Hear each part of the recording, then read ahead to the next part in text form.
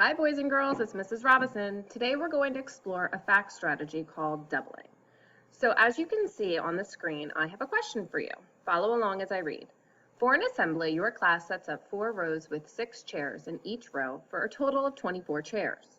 Another class sets up 4 more rows with 6 chairs in each row. Now there are 8 rows of chairs with 6 chairs in each row. How many chairs are there all together? Well, the first thing that we are going to do to answer this question is to build an array based off of the rows and chairs in the problem. So I'm going to pull up my little array builder, create my little picture. So here would be 1, 2, 3, 4 rows of 6 chairs. So we're going to write that down.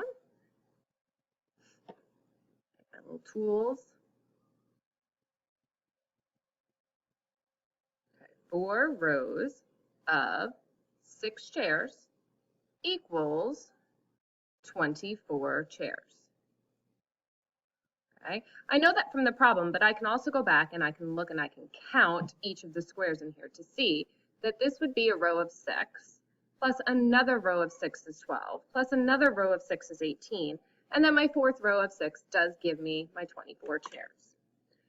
So now I can see in the word problem that another class set up 4 more rows with 6 chairs in each row. So we're going to build another array of the 4 rows. So let me pull up my array builder.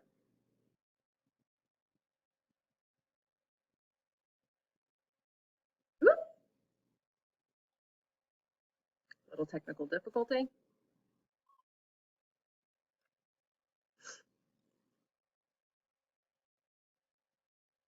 Okay. So here is what the second class set up. They too set up 4 more rows with 6 chairs in each row. 4 times 6 equals 24.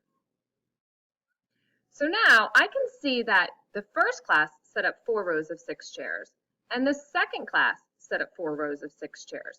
But together I now have 8 rows of 6 chairs. Now to find my answer of how many chairs I have total, I can add 24 plus 24, because looking at the problem, 8 times 6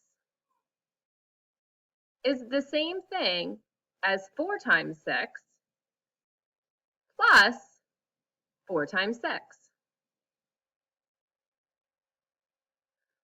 So in other words, 8 times 6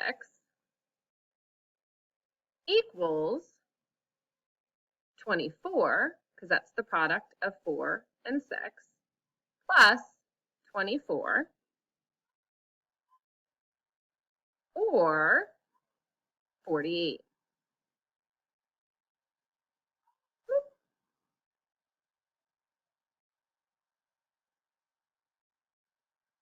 So the total chairs in an 8 by 6 array is 48.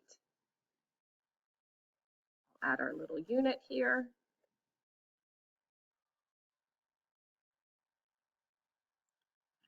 So what we talked about right now is called doubling. So adding a number to itself or multiplying a number by 2 is called doubling.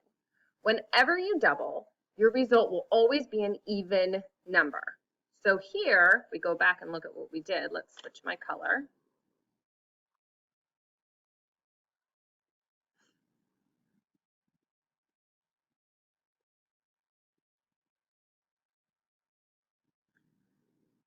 So here, oh, it didn't switch.